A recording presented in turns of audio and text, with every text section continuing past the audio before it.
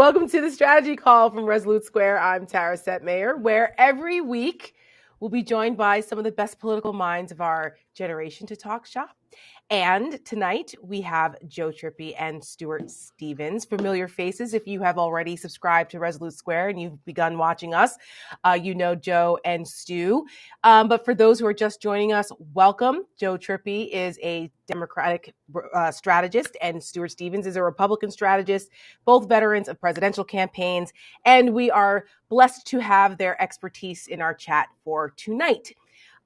So guys, we're definitely talking some Georgia because I heard there's a runoff election going on tonight. Have you ever heard of these guys, Warnock and Herschel Walker? Good Lord, I can't wait for this national nightmare to be over. The results are coming in now. The polls closed at 7. It's too close to call right now. But Stu, I'm going to start with you here on this. I feel pretty confident that Warnock's going to pull this off, but Senate runoffs and just runoffs in general are kind of an antiquated thing. Georgia has this weird runoff thing going on. It's kind of a remnant of the Jim Crow South, actually. We should talk about that. Yeah, I was going to ask you. Yeah. I was going to ask you, being that you're from Mississippi, talk a little bit about why in the hell are Georgia voters voting again for Warnock for the 5th time in 2 years? Yeah. In the South, they invented this system that if you didn't get 50% of the vote in the first election, it went to a runoff. And the whole idea of this was that if an African-American candidate ran, maybe they would get, say, maybe there were 4 white candidates. Maybe the African-American would get 40%, just pick a hypothetical. But then you would get in a runoff, and the majority of the white people would vote for the white person, and you would coalesce it, and it would stop an African-American from winning. And until Warnock won, this thing worked pretty much at 100% perfection. And it is just something in the South. I grew up with this system, and I never thought about it. I mean, when I came up in politics, it was always a runoff. And then when I came up, there weren't African-American candidates even running statewide in Mississippi. And it wasn't until later I went back and sort of looked at the history of this. But it goes to, I just have to say for 1 second here, January 5th, 2021 was one of the more remarkable days. I think Joe would agree with this, in modern American politics. For Georgia to elect 2 Democrats like that, it's like winning the World Series by pitching, 4 perfect games. Yeah. It was the first time they've voted in a Jewish senator and a black senator. Right? In Georgia of all places. In Georgia. In a runoff. In a runoff. Yeah. But you're right. When you think about it, voting at its most predictable is habitual. So the first Tuesday in November, we're going to vote. So the thing about runoffs is they're not habitual. Mm-hmm. So here it is. What is it? December 5th, right?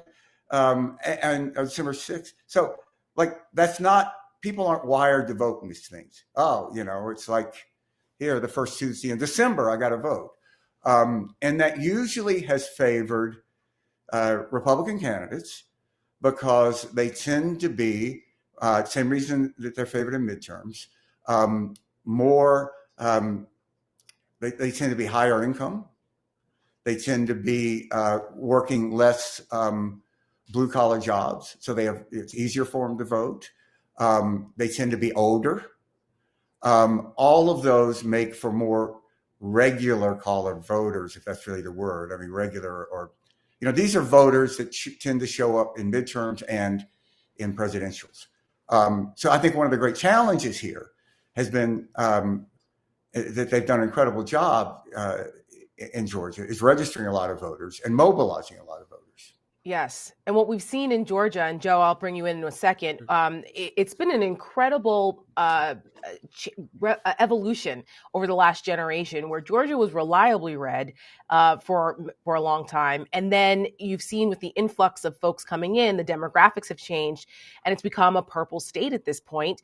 And some of these counties it's pretty remarkable. 20 years ago, they were red and now they're either Democrat or purple now, which is why we see what we see going on with Democrats being competitive And, then Stacey Abrams, even though she lost by 8 points in the governor's race this time around, has built an extraordinary ground game that has helped Democrats mobilize and get out the vote, despite the voter suppression efforts by Republicans. We were very active with that last year over at Lincoln Project. Despite those efforts, you've seen this turnout model really pay dividends for Democrats. The Democrats in Florida ought to take some notes about what they're doing. Go ahead, Joe. Well, look, I was going to say this thing right now to me is looking pretty close. It's still way too early. Yeah, too close for comfort, man. I just can't get over it. But the thing I think that's significant, the thing I'm really looking at is that there's 74,000 people voted early vote that did not vote in the general election. I mean, that's 74,000 people who turned out for this thing that didn't vote in November. Of those 74,000, Democrats have a 34-point lead among those people. So gets back to what you were talking about ground game, Abrams and the people there that have been working on the ground, the union and others that have been working on the ground. I think we'll see how close this gets, but if Warnock wins by that kind of slim margin, I'm telling you, it's that ground game that turned out people who didn't vote in November. The other thing, though, that's really interesting. That I am looking at too is Cherokee County. Right now, as we only have about 45% of the state reporting in Cherokee County, which has about 45% of reporting in that county.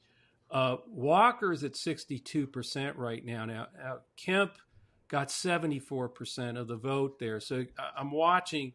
Does Walker now, as we get today's voters in, because that's the early vote. Yeah, that's the early vote. Yeah. How close does Walker move up? But right now, I feel pretty good that Warnock is going to have at least a slim margin and win it. But again, it's still too early to say to actually call that.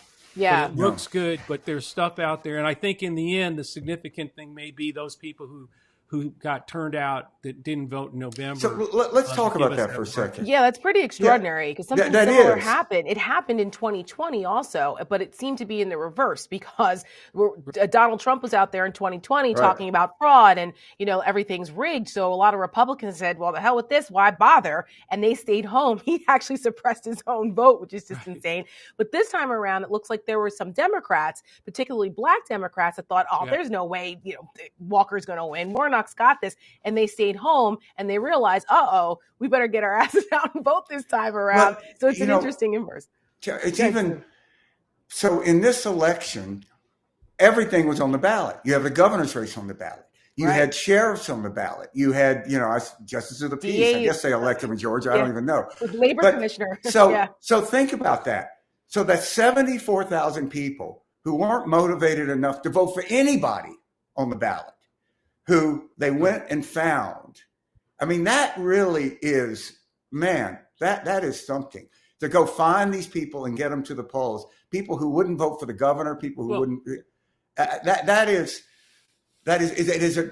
typical in a runoff that the total number of votes drops. Well, but that can show up as a big, Stuart, that can show up as a big advantage today. Again, how did this happen? Democrats knew who didn't vote in November. Yeah. What did that organization do? It turned out Democrats who did not vote in November. 74th, a 34-point advantage of the 74,000 people who did that. Now the next step is you have all those early votes that we know, we had built up the Democratic advantage there, but that meant that today Democrats knew who hadn't voted yet.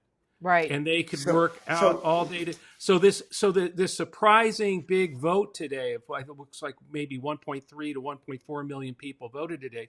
Republicans are banking on, that's us, baby. We're the ones that turn out on election day. Yep.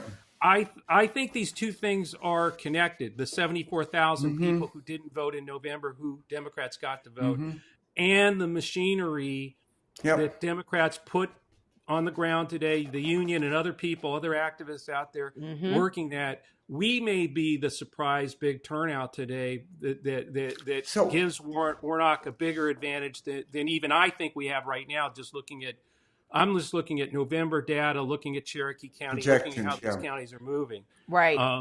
And right now, I think we win by slim margin, but I might be surprised. We may all be surprised if this operation got people out like I think they may have today. Yeah, just to drill down on what's required to do what they did. That means that you're going to the precinct and you're seeing a voter list and you're seeing who voted, who didn't vote in November. Who is already registered. Right. There is no easy way to do this. I mean, I've done this. The last election I did down in Mississippi was a runoff with Dad Cochran against this wackadoo guy. It was hand to hand. We were able to get more votes in the runoff. And the way we did it, it was incredibly time. You go there, you look at the voter rolls, you match it with who voted, and then you go find that person. Was that 2014? And that was 2014. Yeah, very good. Very good. I'm not sure I could have pulled that out. You know, but it was, everybody thought. Anyway, that you'd have fewer votes in the runoff, but that is a very labor-intensive, classic organizing. Yes. Kind of. If this was a football game, that is like an off-tackle play. They're just doing the work that needs to be done, and there's no shortcuts there. And that's important for people to understand because as sophisticated as we have gotten, whoops, my earring is not sophisticated right now. As sophisticated as we have gotten with our voting system, right, with voting machines and going from paper ballots to, electronic ballots and all these upgrades, there's still things that are very hands-on on the ground. You go to your precinct and you've got your local librarian and your grandparents and people there who go out and vote, who volunteer for these precincts, and they're checking by hand and doing all this. It is really hands-on, and I actually think that that's a good thing because it gives you a sense of community and people are invested in the election system. And with all of the consternation we've seen over the last few years and all of the undercutting of and undermining of our election integrity by Trump and Republicans, it's still good to see that there are millions of Americans who still have faith in the system despite their efforts. It's an amazing thing what you're saying because people kind of don't focus on this. They go down and they vote and they see a volunteer there. They go to the firehouse or whatever. But basically, we are electing the world's only superpower with volunteers. Right. So just roll that around in your mind. If you were putting on they hire wedding professional planners. Yeah. But we're doing this mostly with volunteers. That's right. That's right. The other thing though is this doesn't happen overnight, right? This was a decade of Stacey Abrams and others, and correct, Georgia and others. And it grew, and the union grew, and different volunteer groups pulled together. But there was a really concerted effort of building that community in Georgia, and I think it ended. It led to, Biden, Warnock, Ossoff, and what did Biden end up winning, Joe? 10,000 votes?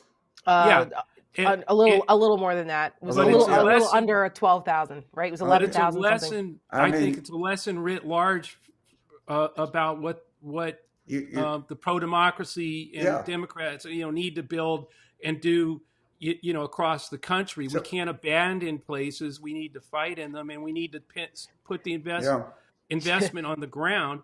And when we look at all the billion, even in this race, the millions and millions that were spent on television, I'm not sure, frankly, even with the 2-to-1 advantage, that's the reason Warnock may have a margin tonight. The reason he may have the margin tonight ground game is ground game. That's right. We got to keep in Florida's enough. I mean, all these places where we need to start to the lesson for Democrats and I think for the pro-democracy coalition is you can't walk away from these fights. You got to invest for 10 years to turn these places around. And frankly, that's what the Republicans and the authoritarians have been doing.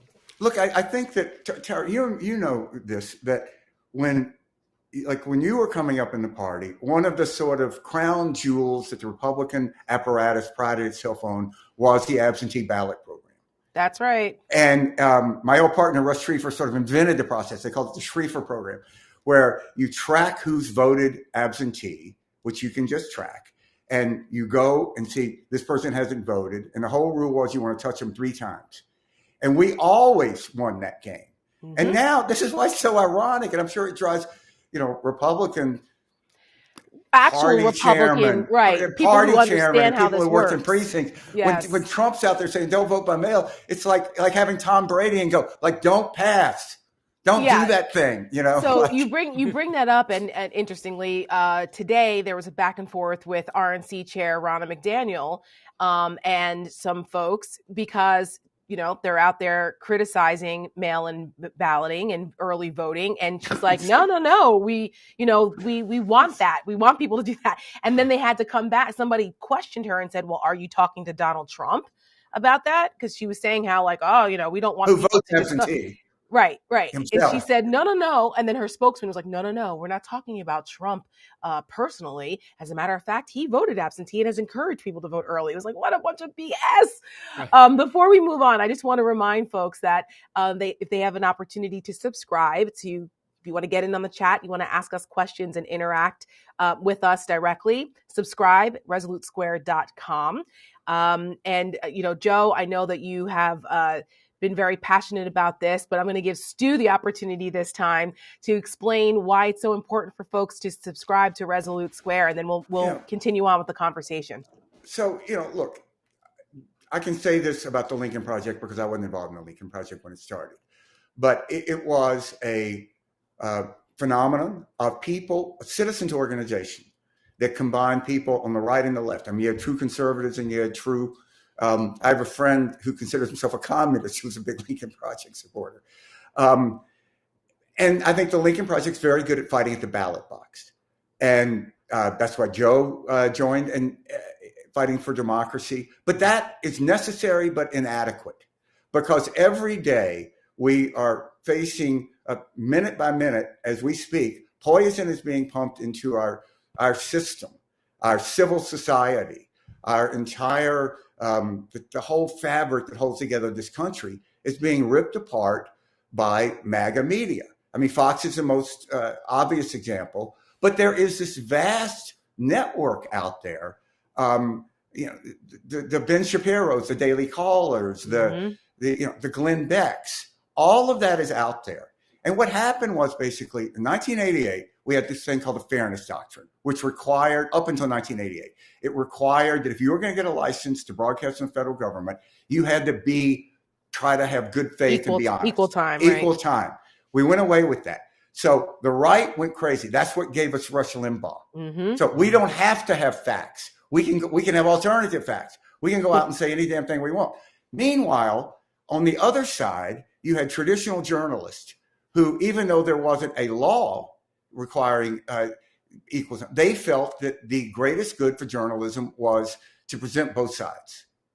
And that what we've seen is, and look, we all have a lot of friends who are journalists. They're incredibly well-intentioned. But what we've seen with Trump is a collapse of that system as a moderating force in our society, because one side over there, they don't care about the truth. They're playing by a different set of rules. So this is what led us to found Resolute Square. And this was not something that some billionaire came to us and said, hey, look, I want you guys to do this. We all went together. We all put money into this to launch this thing. And it is something that we are growing from the ground up. And this is how it has to work. And if we can fight this, if enough of us join together, and there is not at this moment in this country, astonishingly enough, any single issue pro-democracy media platform except Resolute Square. That's it. So we can build this thing. There is no reason why Resolute Square shouldn't have 1 million subscribers by 2024 and be out there with a big part of the national conversation. And look, just to be clear, we don't consider ourselves a news organization. We're not going to tell both sides of a lie. We don't have that obligation. Yeah. And if they accuse us of being biased, we are biased. 100% for democracy. We're all biased all the time. That's right. And that's what it's going to take. You're going to have to take the fighting spirit of the Lincoln Project and inclusive. And what is so encouraging since we've launched just, a few weeks ago, is the diverse number of voices who have come to the Lincoln Project. To Resolute Square. Yep. So if you and Lincoln Project, but if you go to the Well, if you go to the current newsletter, which is online, I mean, you have this incredible woman reporting, an American woman who joined the military in Ukraine, who today was sent by the Ukraine military to lobby for more aid in Congress. You have David Pepper, who is just a genius about gerrymandering and what it really means, who was a former chair of the Democratic Party in Ohio. Joe's got an incredible piece about the meaning of Gen Z voters and how I think what he writes is true and incredibly important, that Republicans have lost this generation of Gen Z voters for a long time. Anyway, speaking of Gen Z voters, we have Victor Shi also as, and we have Victor Shi. Yeah. So we're building an incredible group of contributors who are going to be adding their voices to. It's not enough to be pro-democracy. You have to fight the autocrats. That's right. And also Jen Murcia, who wrote the book Demagogue for President, excellent on the issues of demagoguery and communication. Brilliant. So Utterly great mix coming in of people. So we encourage you to subscribe and be a part of taking on the Fox Newses and the right-wing chamber of horrors that we have to deal with every day. Somebody's got to do it, and we are doing it. Joe, do you have any update on what's happening with the vote right now? I don't have my screen on in front of me because I'm doing the show for you guys. Yeah, about 52% of the vote in. I think it's looking a little better. I think it's broadening out. Let me look. Then your theory is playing Cherokee, out. Cherokee County still holding at 62%, but I don't think there's been any more votes there for Walker. So I'm feeling a little better right now, just looking at the last update I just checked. It's still early. No, I actually think this thing's starting to move in the right direction. But it is still too. But can we just pause for a second, Tara? Yeah. And just ponder what the point you made at the head of the show. How could this be close? I know. I mean, Herschel Walker. I know. I mean, forget anything. You were like kind of reading my mind about where we were just about to go, because I want to show a clip or two of what we're dealing with, because I just think it's important for people to see the absolute absurd, ludicrous statements, behavior of Herschel Walker and what we've had to endure during this campaign, which is why I call it a national disgrace and a national nightmare. And I can't wait for this to be over with, because you've got to be freaking kidding me. I want to play this clip of President Obama, who is the best campaigner ever, okay? And this comes from people, you and I, Stu, we fought very hard to beat Barack Obama. I had post-traumatic stress disorder when I see how great this guy is. But he is a hell of a campaigner, and he is just absolutely eviscerated Herschel Walker during his campaign stops for Warnock. And I want to play this clip and Walker's response, because it has to do with werewolves and vampires. Yes, that's real in the election. Play it. Since the last time I was here, Mr. Walker has been talking about issues that are of great importance to the people of Georgia. Like whether it's better to be a vampire or a werewolf. Oh my God. This is a debate that I must confess I once had myself. When I was 7. Then I grew up. In case you're wondering, by the way, Mr. Walker decided he wanted to be a werewolf, which is great.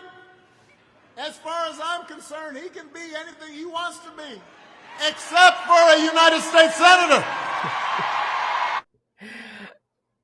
That's how you do it. That's how you roast him. And I want to show Walker's response, because he had to respond. Like the fact that we're talking about the greatest deliberative body in the world, and there's a freaking debate about vampires and werewolves actually coming out of the mouth of a United States Senate candidate.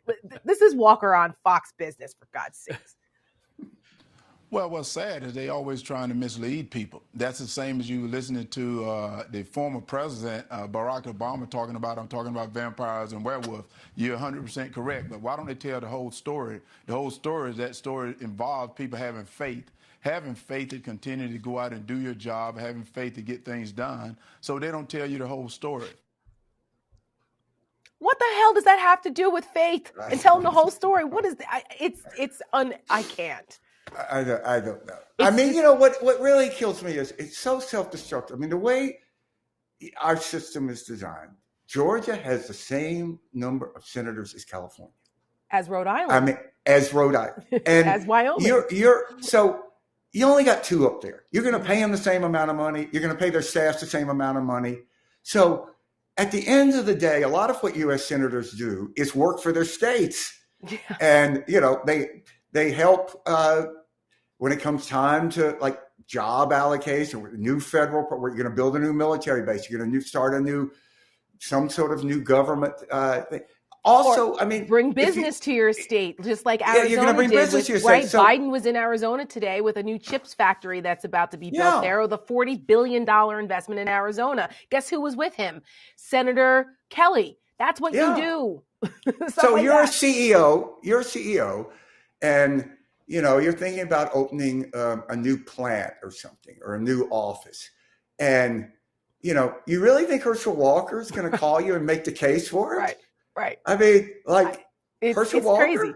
But here's the thing, Joe. I'm going to play this clip. This is the part that I think people want to try to understand, because as political operatives, and we've all worked with candidates and principals, and we advise them on who they should support and how they should do it, where they should invest their political capital.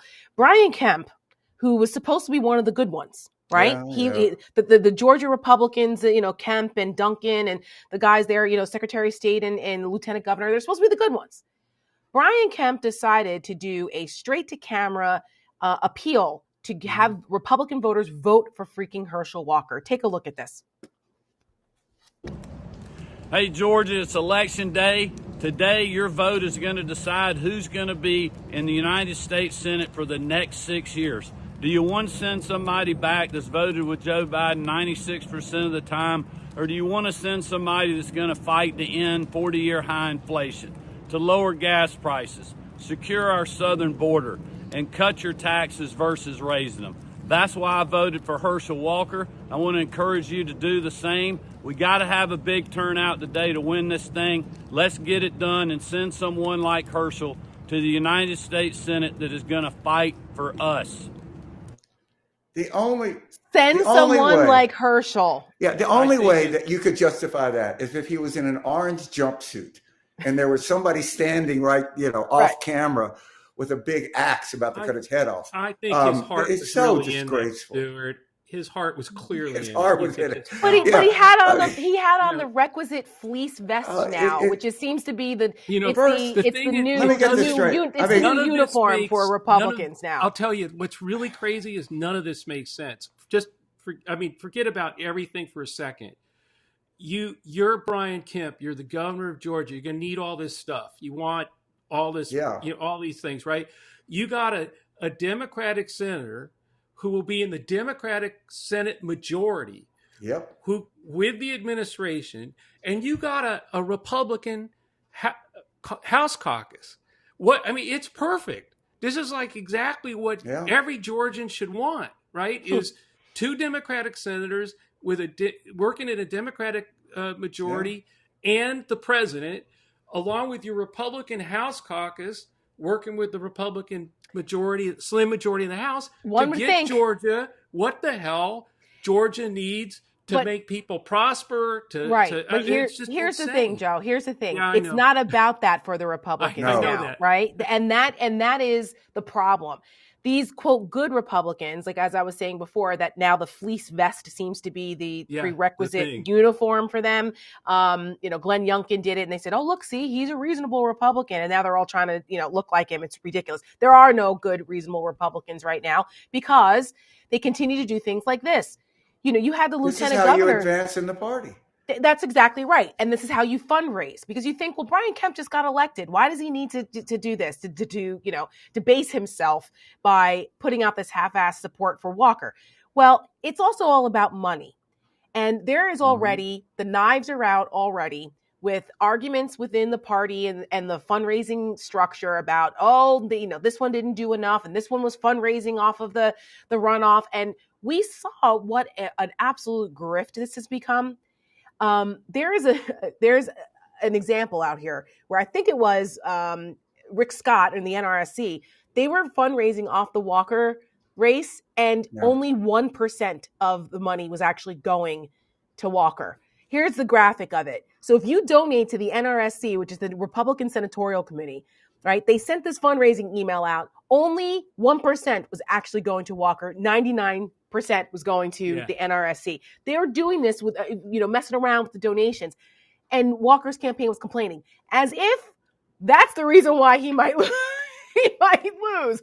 But it's just, I think, an incredible insight into the way that the party manipulates the fundraising apparatus. Well, this goes back to, look, this is something at the Lincoln Project we really went at, and that is, all of these corporations that said they're not going to support the insurrectionists again.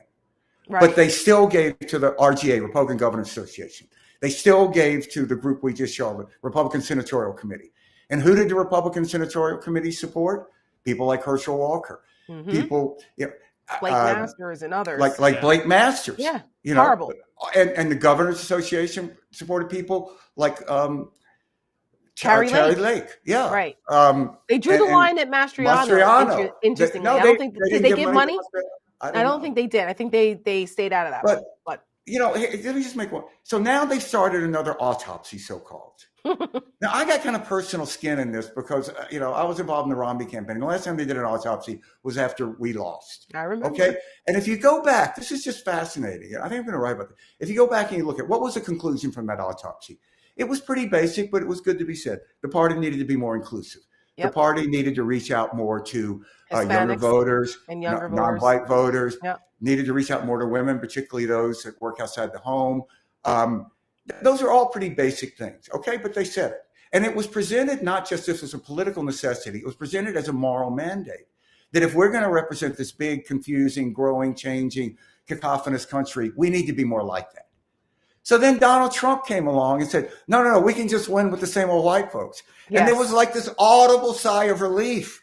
Like, thank God, we don't have to pretend that we care about this. So now they've got this. If you look at that, the one thing that is in common, I think, of every member of that group that is in the new autopsy committee, none of them will assert that Joe Biden won a free and fair election. That's right. I mean, Kellyanne Conway and Blake Masters are on this thing. What a joke. What a joke. That's like the opening of a bar. That's like a bar joke. Kellyanne Conway walks into a bar with Blake Masters. After this show, we're going to go to audience questions, just so you know. So go ahead. I just think the one thing, and I wrote about this for Resolute Square, is that the one thing I think that people are really missing is the generational change that Trump may have and MAGA may have created here. Read Joe's piece. It's brilliant on this. 80, watching the Reagan Revolution and how so many young people then swarmed to the Republican Party because of Reagan. Yeah, and the Democrats lost that group for forever. I mean, we struggle some of them might be small swing voters, but most of them we lost for a long time. The interesting thing is when you look at Warnock, for instance, in November, he won them by 35 points, 35 points, something like that. And across the board, I mean, in race after race, Democrats won. And even more so, Joe, if you look at the Arizona governor's race, Hobbs was winning like these precincts where the universities were, like 85 to 15. And I think, which ultimately was her margin. MAGA and Trump are so anathema to what this generation is about. They respect the rights of everybody, not just their own, but the rights of they I think are losing this generation forever the way Democrats lost that Reagan, which they know, which is why they're trying to change the rules. That's exactly. Right. And I just got to say one thing before I take your questions. Yeah, it is absolutely abominable that in Georgia, it has become normal to stand in line for an hour and a half to vote. That is.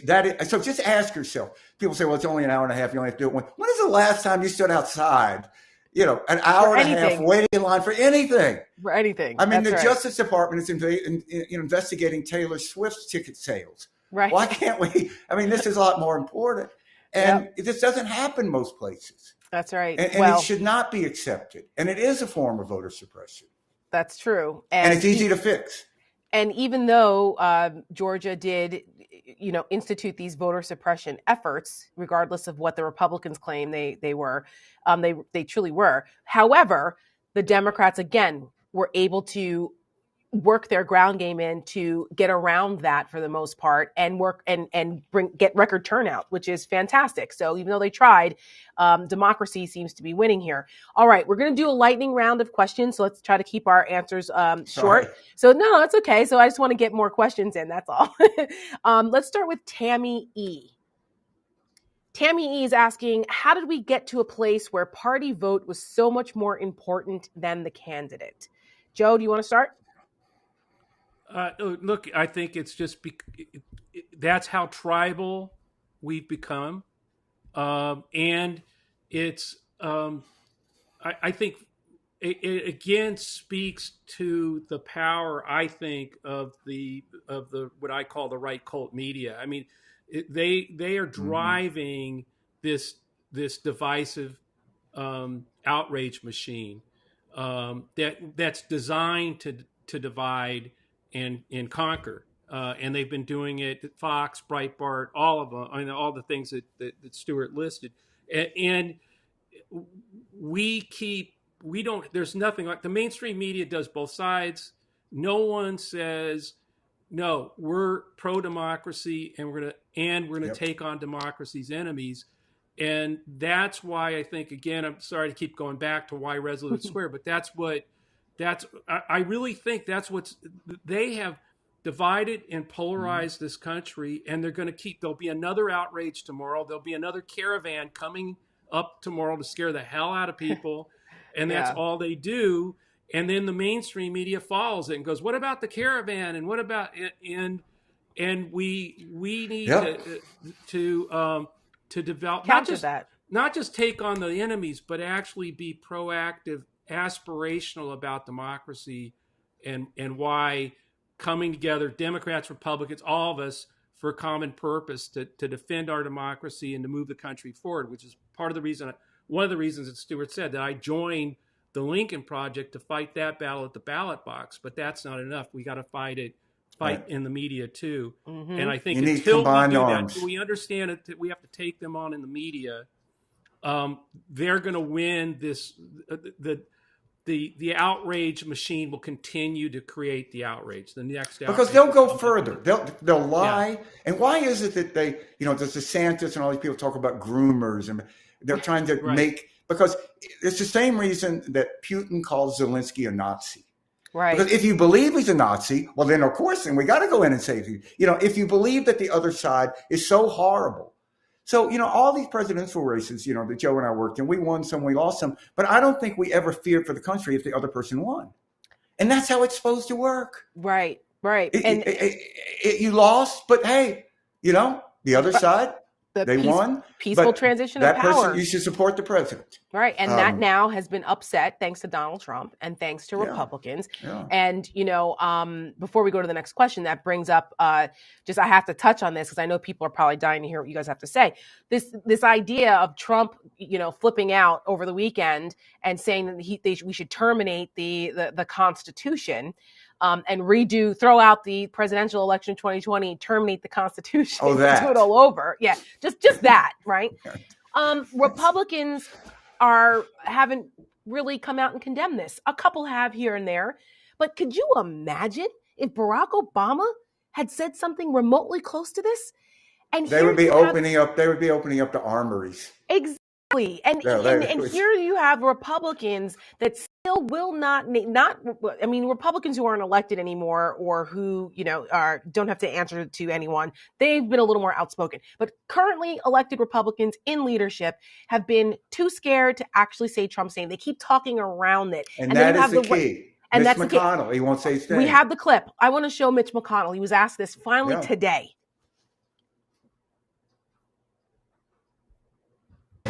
First, let me just say that anyone seeking the presidency who thinks that the Constitution could somehow be suspended or not followed, it seems to me would have a very hard time being sworn in as President of the United States. Like anybody, any random person. Right, anybody. Okay. And then he was asked a follow-up question where it was like, would you support Donald Trump in light of these comments? Would you support Donald Trump in 2024?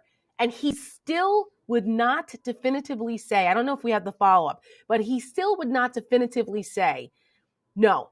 He said, well, here we have it. Second straight week you've come out to begin your press conference criticizing Donald Trump. Can you say categorically that you would not support him if you were the Republican nominee? What I'm saying is it would be pretty hard to be sworn in to the presidency if you're not willing to uphold the Constitution. That's what I said, and I just said it again. What about your personal support? Oh my gosh! I mean, can you be any more of a coward? Oh. How hard is it to say I'm not going to vote for Donald Trump?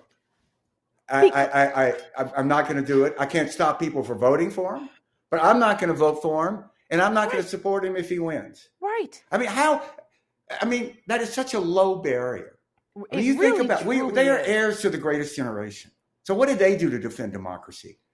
They stormed beaches. They went out and a lot of them got killed. A lot of them were wounded. A lot of them had lives that were never the same to defend democracy. And this guy, at the end of his career, can't even say he's not going to vote for Donald Trump. It's an utter disgrace. Absolutely. We have a question from Denise Surratt. She said, do the Mitch McConnells and McCarthys of the world think that if they get Trump again, that it will be great for them? Why can't they see they will be toast? I mean, that is the $1 million question, Denise, because we look at this and we've seen how Donald Trump treats these people. He treats them like absolute dirt. He has no respect for any of them. Attacks McConnell's wife. Right. Attacks Makes McConnell's a racist wife, attack against McConnell's and McConnell wife. He attacks the Capitol and a violent insurrection, tries to overthrow the government. He's talking about terminating the Constitution on top of the litany of other outrageous, horrible, antithetical to our democracy things that Trump has said and done. And Mitch McConnell still can't bring himself to say, I'm done. That is a bankrupt. That is why we say we are not about the business of saving the Republican Party. That's right. That's why I quit. That's why I quit. I wish everybody, when you resigned from the party, you gave one of the most beautiful statements. I mean, it really. No, it's on really, my it's pinned to my Twitter feed. If everybody should read it. I mean, I teared up just hearing you say it. And because it was so meaningful to you. I meant it from the heart. You can't do CPR on a corpse. It won't work. Yeah. Yep. And that's what they're pretending to do.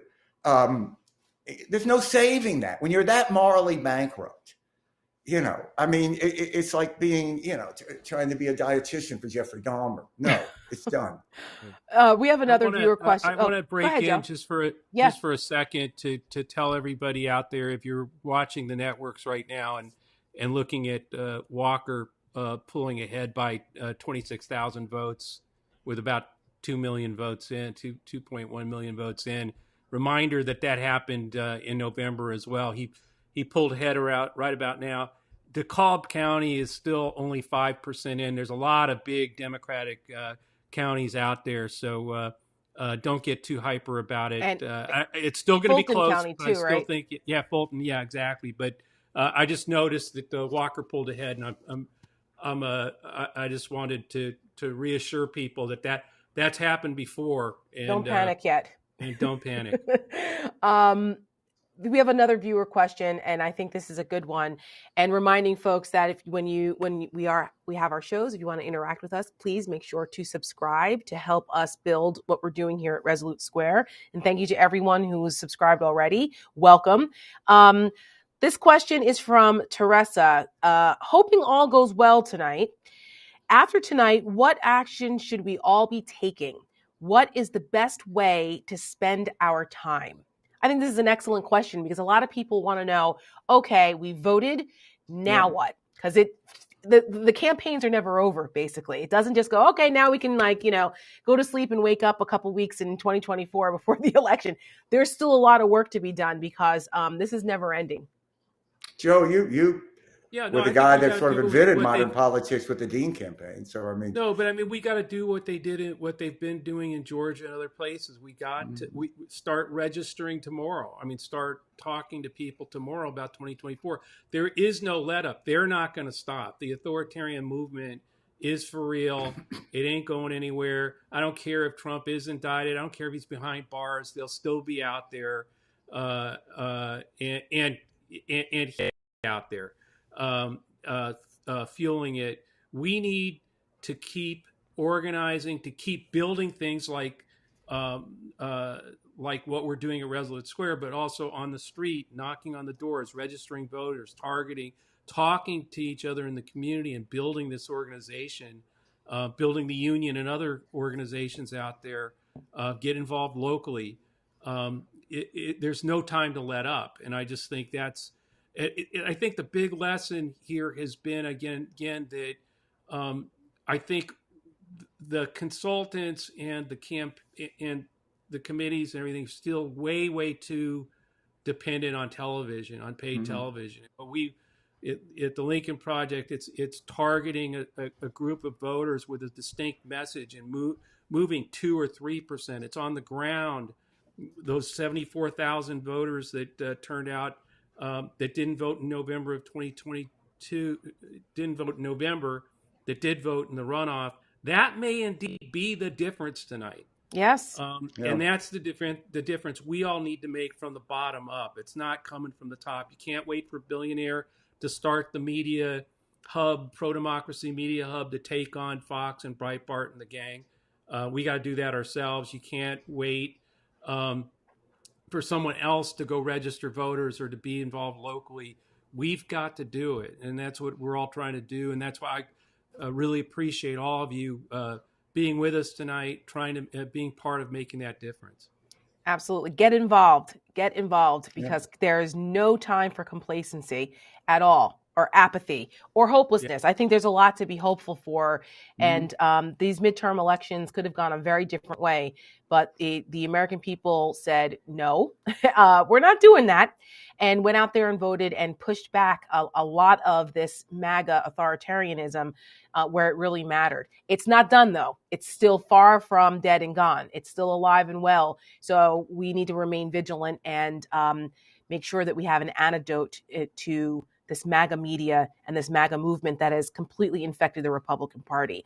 So on that note, Stu, we're going to end the show. I want to remind everyone to please subscribe. Also, there's some cool Resolute Square merch. I have my sweatshirt here. I wanted to grab it. This is one of the offerings. There's t-shirts and other things good there. stuff. So yeah, it's good quality. It keeps me warm while I was putting up my Christmas lights and my husband and I over the weekend. So check out resolutesquare.com for the merch as well. And we will be doing this again next Tuesday, but we're moving to 6 p.m., a little earlier in the evening. So be sure to come hang out with us again and interact with us and ask us questions next week at 6 p.m. next Tuesday on the strategy call at resolutesquare.com. Thank you, everyone. Thank you. Thanks.